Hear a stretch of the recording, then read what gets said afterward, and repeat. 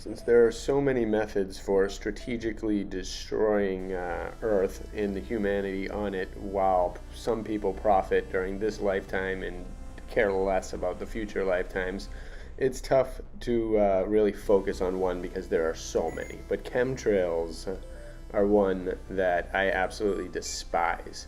And I think it's shameful for people, more and more people, not to recognize these things as they're sprayed everywhere. They're so obvious. They're so clearly different from commercial traffic.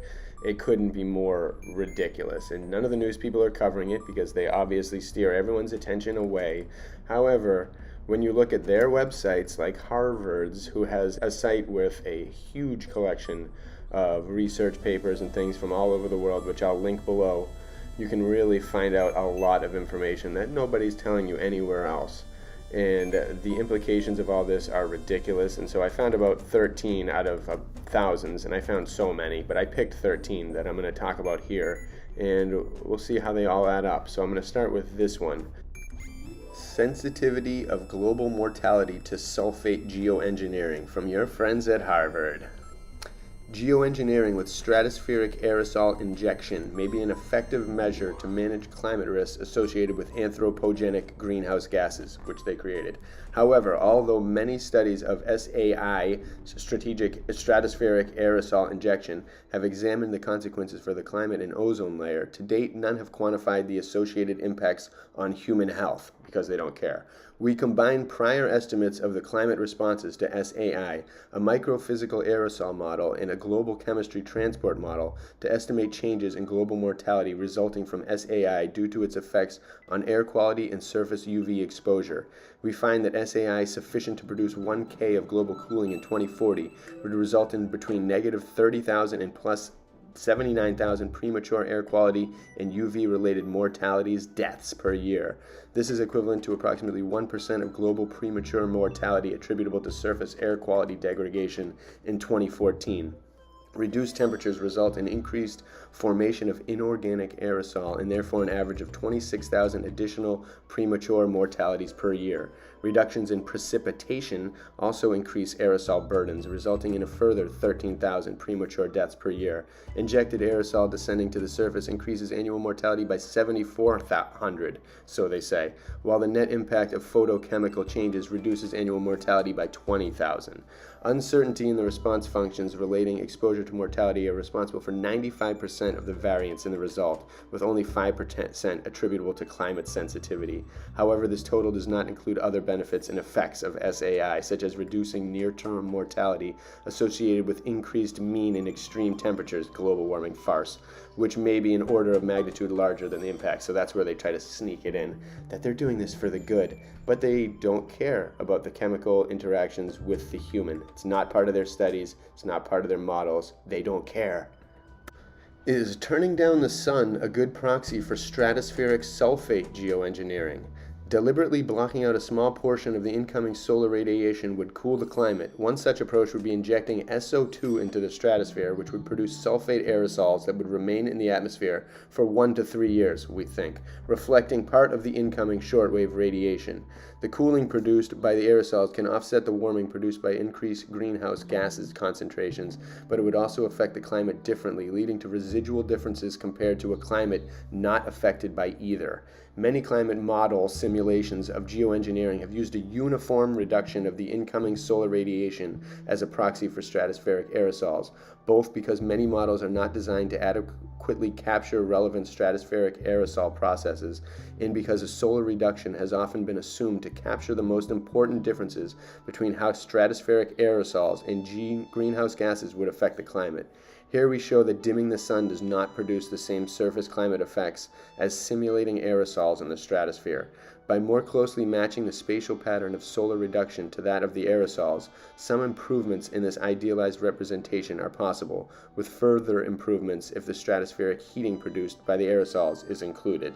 This is relevant both for our understanding of the physical mechanisms driving the changes observed in stratospheric sulfate geoengineering simulations and in terms of the relevance of impact assessments that use a uniform solar dimming. Again, all these people think about are their models. These are all they're basing decisions that affect every single human on Earth, especially the Northern Hemisphere, on computer models that they create and their companies create. Not right. Must end. Updated and outdated reservations about research into stratospheric aerosol injection. In this paper, we seek to ground discussions of the governance of stratospheric aerosol injection research in recent literature about the field, including an updated understanding of the technology's deployment logistics and scale, patterns of effects, and research pathways. Relying upon this literature, we evaluate several common reservations regarding the governance of pre-deployment research and testing, including covert deployment, technological lock-in, weaponization, slippery slope, and the blurry line between research and deployment. We conclude that these reservations are no longer supported by literature. However, we do not argue that there is no reason for concern. Instead, we enumerate alternative bases for caution about research into stratospheric aerosol injection, which are supported by an up-to-date understanding of the literature. We conclude that in order to establish the correct degree and type of governance for stratospheric aerosol injection research, the research community must focus its attention on these well-grounded reservations. However, while these reservations are supported and warrant further attention, we conclude that none currently justifies restrictive governance of early-stage stratospheric aerosol injection research. So although we're finding things that are negative and things that are terrible and potentially bad for all of humanity, we don't think that there should be any restrictions, and testing should be allowed to occur, even to the point where if they test us and something goes terribly wrong, oops, it's all in the name of science. How sweet. Effects of stratospheric sulfate injection on tropopause height. And a lot of these affiliations are from all over the world, every country you can imagine. And so here we go. The spatial and temporal structure of the tropopause plays a significant role in the exchange between the troposphere and the stratosphere. Studies of tropopause height during the last decades have shown an upward trend, both in reanalysis and climate models, which would continue in global warming scenarios. This trend has been related to the cooling of the tropical lower stratosphere and plays a role in the broadening of the tropics. We have computed the geopotential height for the tropopause using GLENS, Stratospheric Aerosol Geoengineering Large Ensemble Project. But nope, this stuff isn't real. Control and geoengineering simulations to see if sulfate injection would compensate for the positive trend. The goal of the geoengineering simulations in GLENS was to maintain not only global mean surface temperature, but also interhemispheric and equator to pole surface temperature gradients at 2020 values under an RCP 8.5 greenhouse gas scenario. Our results show an upward trend in RCP 8.5 runs, but show a downward trend of the same magnitude for the geoengineering simulations in the middle and low latitudes. Thus, trying to maintain global temperature using the GLENS simulated sulfate injection scheme would lead to a very low annual mean tropical tropopause, 1 kilometer lower in 2100 than in 2020. Whereas for the rest of the globe, the descent would be smaller as latitude increases. This would lead to an equator-wide shift of the subtropical jets and to an increase of the moisture flux into the lower stratosphere.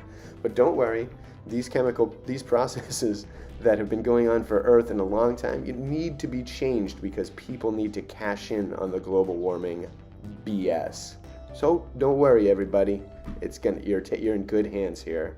And to add to the mystery of Greenland, they have a lot of research into there. God knows what they do in that place where nobody knows about. But here we go. Greenland ice sheet response to stratospheric aerosol injection geoengineering. And this is a lot of China here in this one. The Greenland ice sheet is expected to lose at least 90% of its current volume if ice sheet's summer temperatures warm by around 1.8 degrees Celsius above pre-industrial. Geoengineering by stratospheric sulfate aerosol injection might slow Greenland ice sheet melting and sea level rise by reducing summer temperature and insulation. However, such schemes could also reduce precipitation and affect large-scale climate drivers such as the Atlantic meridional overturning circulation. That sounds like we should mess with that. That doesn't sound natural. Earlier work found that AMOC, Atlantic meridional overturning circulation, the natural process, increased under geoengineering, and that might lead to greater mass loss from Greenland than under greenhouse gas forcing alone.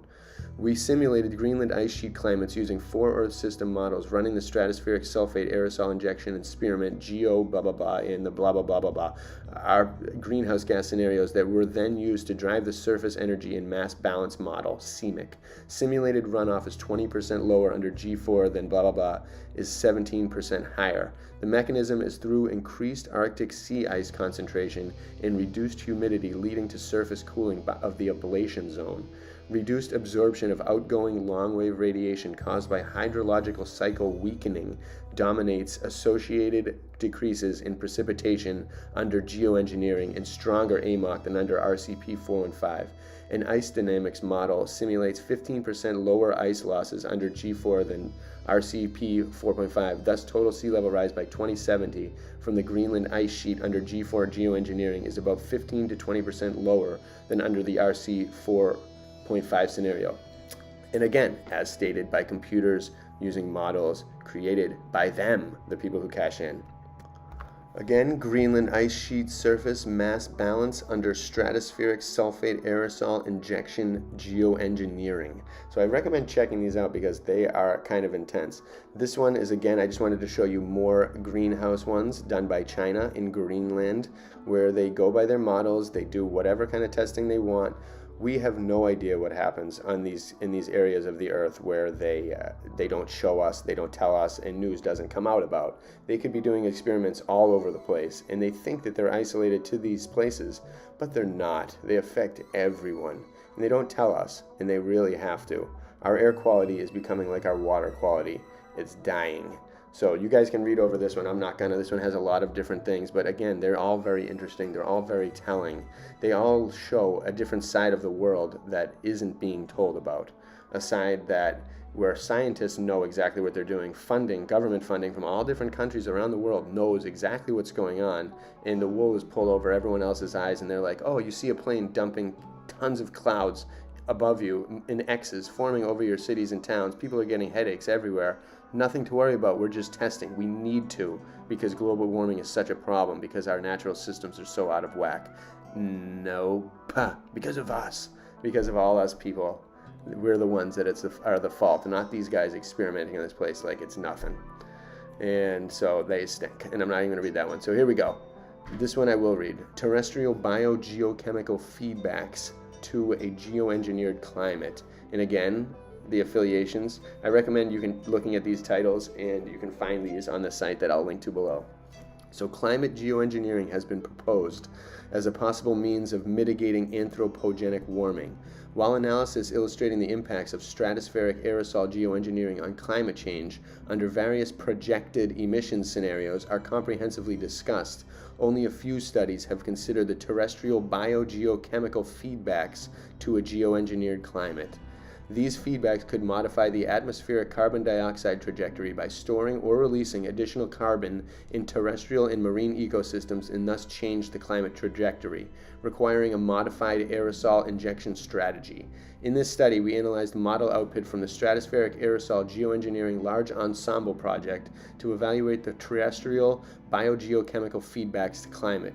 Our results showed that terrestrial ecosystems stored an additional 79 pgc, or 37 parts per million CO2 equivalent, from the atmosphere in a geoengineered climate compared to the climate without geoengineering, which could yield as much as a 7% reduction in atmospheric CO2 by the end of the 21st century under the RCP 8.5 emission trajectory.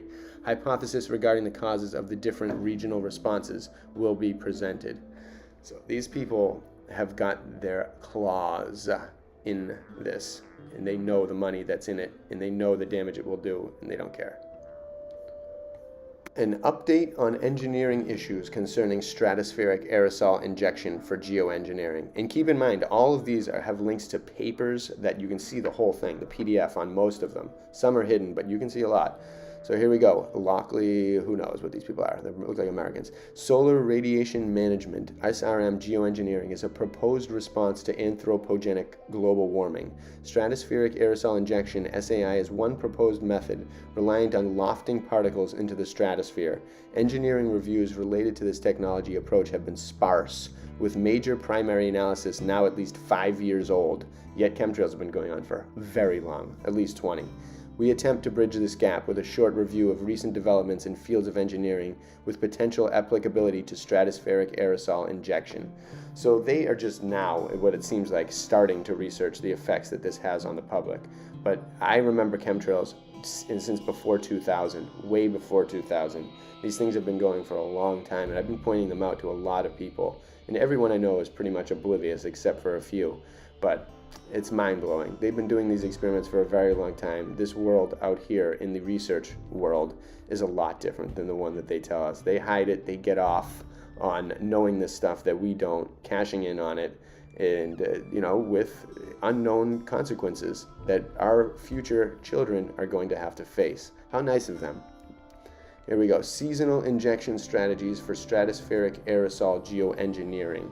So some of these are really comprehensive, and they show a lot of their plans, and their plans are never really nice. And look at all these different affiliates. So simulations of stratospheric aerosol geoengineering have typically considered injections at a constant rate over the entire year. How nice. However, the seasonal variability of both sunlight and the stratospheric circulation suggests seasonally dependent injection strategies. We simulated single-point injections of the same amount of SO2 in each of the 4 seasons and at 5 different latitudes, 30 degrees, 15, you can check that, 5 km above the tropopause. Our findings suggest that injecting only during one season reduces the amount of SO2 needed to achieve a certain aerosol optical depth, thus potentially reducing some of the side effects of geoengineering. We find in particular that injections at 15 degrees north or 15 degrees south in spring of the corresponding hemisphere results in the largest reductions in incoming solar radiation. Compared to annual injections, by injecting in the different seasons, we identify additional distinct spatio-temporal aerosol optical depth patterns, thanks to seasonal differences in the stratospheric circulation. So they did a lot of things in the past that didn't work, and they are just now catching up on it and starting to recognize it, because what do they care? And what if they were to find out that this was terrible and that breathing this in caused cancer or caused multiple headaches for people? Would they change? I don't think so. Not if the cash keeps flowing. And here we go. CESM1, Stratospheric Aerosol Geoengineering Large Ensemble Project, the ones we've been hearing about and some of the other ones. I tried to pick clips that all kind of connected. This paper describes the Stratospheric Aerosol Geoengineering Large Ensemble GLENS project, which promotes the use of a unique model dataset performed with the Community Earth System model, with the whole atmosphere community climate model as its atmospheric component, to investigate global and regional impacts of geoengineering. The performed simulations were designed to achieve multiple simultaneous climate goals by strategically placing sulfur injections at 4 different locations in the stratosphere. Unlike many earlier studies that targeted globally average surface temperature by placing injections in regions at or around the equator, this advanced approach reduces some of the previously found adverse effects of stratospheric aerosol geoengineering, including uneven cooling between the poles in the equator and shifts in tropical precipitation. The 20-member ensemble increases the ability to distinguish between force changes and changes due to climate variability in global and regional climate variables in the coupled atmosphere, land, sea ice, and ocean system. We invite the broader community to perform in-depth analysis of climate-related impacts and to identify processes that lead to changes in the climate system as the result of a strategic application of stratospheric aerosol geoengineering. So these people have done a lot without anyone knowing, without anyone's consent, and without a care. It's really sickening. When will this stop? When they finally realize that it's doing a lot of damage and it's way too late? We must stop it before that. And this is another one that is worth checking out in the PDF form, but I'll read about it here a little bit. I'm not going to read the whole thing. Sensitivity of the radiative forcing by stratospheric sulfur geoengineering to the amount and strategy of the SO2 injection studied with the LMDZ S3A model. So everybody's probably itching to get out their model and have their model be the one that works or is the most accurate or leads to the most profit. And these people do a lot of different things here. So this is about the enhancement of the stratospheric sulfate aerosol layer has been proposed as a method of geoengineering to abate global warming. They're all after the same goal. They're all after the cash prize big time. And I recommend reading this, but I'm going to skip to the end where it says other key characteristics of our simulation include a consequent stratospheric heating caused by the absorption of solar and infrared radiation by the aerosol that they're spraying everywhere, and changes in stratospheric dynamics with a collapse of the quasi-biennial oscillation at larger injection rates, which has impacts on the resulting spatial aerosol distribution, size, and optical properties. But it has to be noted that the complexity and uncertainty of stratospheric processes cause considerable disagreement among different modeling studies of stratospheric aerosol geoengineering. This may be addressed through detailed model intercomparison activities, as observations to constrain the simulations of stratospheric aerosol geoengineering are not available, and analogs such as volcanic eruptions are imperfect. So they have no clue. They're all fighting to make the model that works the best over all these guys. And these things keep going, and I'm not going to read them all. I recommend you check them out, like this one. Impact of idealized stratospheric aerosol injection on the future ocean and land carbon cycles.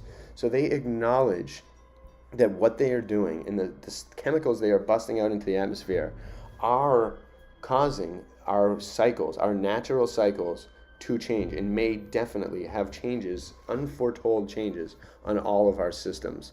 That's why they have all these models. Everyone's trying to figure out, how many things. But how can any of these people that are dumb enough to think this is a good idea conceive of an actual plan that could actually work? And do you trust any of these people to have your best interest in mind? Like, if they find something that supposedly heals global warming but is toxic to humans, who's to stop them from doing it if it makes them enough money? These people would go underground or just hide or have masks or something. They don't care. They just make tons of money. It's unbelievably sick that these people are allowed to control our air, and it needs to stop. This one's another one. Changes in potential intensity and humidity under stratospheric sulfate geoengineering and its impact on tropical storms. So, what you're seeing in a lot of these things is their experiments are most likely the cause of heightened tropical storms. Meanwhile, they'll blame all these other things. They'll blame global warming while their experiments are causing it. They're so notorious for doing that. They love blaming the people that don't cause the problem for the problem that they're creating and cashing in on. And it's sickening. This one says, thus stratospheric aerosol geoengineering impacts on potential intensity and hence TC intensity are reasonably consistent with statistical forecasts of tropical North Atlantic hurricane activity driven by sea surface temperatures. However, the impacts of geoengineering on other ocean basins are more difficult to assess and require a more complete understanding of their driving parameters under present-day climates. Furthermore, the possible effects of stratospheric injection on chemical reactions in the stratosphere, such as ozone, are not well rendered in the models used so far. So why are we putting our trust in these people? Why are we allowing them to do something? If one of us even wants to have a fire in our backyard, we can get in trouble. We can get fined. We can get, who knows, you could probably even get arrested in some places. And these guys can do whatever they want above us, and we have no say in it, and the people around us are duped to the point of they can't even tell the difference between a commercial plane, which they frequently fly on, and one of these other ones that are flying. They look up and they say, oh, it's the cold. It's because it's cold up there. In the summer, these people have, I've heard it so much. It's the cognitive dissonance is just astounding. It's depressing, and it's sickening. Because even the smartest people I know don't recognize this. And here's the proof, guys. And when I clicked, because I really just typed into their database, stratospheric geoengineering and injections, aerosol injections, or something of the sort, and it got thousands of copies. I had to limit it to the last 4 years in my search, and there were still 1,500 or 1,100 different variants that I searched through. So all these, albedo enhancement by stratospheric sulfur injections, more research needed. They're finding a lot of things that they don't know, and they are way out of their control. They're letting it get way out of control, and they're given free rein by these countries to do this experiments because the country probably wants to be the one to find out the miracle for the mystery of phantom global warming and how to cure it. These people are sick, and what's driving them is sick, and they should not be in charge. Once again, I can't say it enough, but I do recommend that everybody checks these out because the collection of things here is just absolutely ridiculous. You can find a lot of stuff. Stratospheric sulfate geoengineering could enhance the terrestrial photosynthesis rate. That would be nice, but again, is it supposed to happen? What if you enhance the photosynthesis rate, but you don't have a water cycle anymore? Is that going to work? Like, what happens when these guys push these systems that have been going for many, many thousands of years potentially? What happens when they push them beyond the point of no return and then blame us? And then, is that going to be right? Is that going to be true? No. Should we stick up for that? Stand for it? No, absolutely not. But it seems like the first step is just getting people to notice, and it's surprising that the people can't notice. I have one aunt that gets it, and that's about it from the people that I know that really care. And getting people to see that those things up there are bad and that they're happening almost every day, and that understanding the weather system, question a lot of different things. A lot of people need to do that. Quasi-additivity of the radiative effects of marine cloud brightening and stratospheric sulfate aerosol injection. I've been looking at cloud brightening lately, and that's another topic I will dive into because it's not natural. Again, global stream flow and flood response to stratospheric aerosol geoengineering. So these papers, they do a lot. The research is there. It's just not being told. It's not being discussed in the public. A new idealized model of volcanic aerosol forcing, comparison with fully coupled aerosol chemistry climate models and application to reconstruct past volcanic forcing. Hey everybody, they're trying to manipulate the volcanoes and probably have been for a really long time. Another area of truth you can realize by looking at this database of stuff. And imagine that, because there's been a lot of different volcanic eruptions that have destroyed strategic kind of zones. I would not put it past them to weaponize the weather, volcanoes, hurricanes, everything. If they can be made into a weapon, they will do it. And so this is just kind of more key points on different things. I found this to be ridiculous. Number 3, no well-supported reservations about stratospheric aerosol injection justify restrictive governance of the technology's early stage research. So all these people are in it together, and they don't want you shutting it down. They don't want the government getting in control. They want to be freely able to poison this planet to the point of no return and have you not have any clue about it. Stratospheric aerosol injection tactics and costs in the first 15 years of deployment. And take a look at some of these costs that you're going to see here.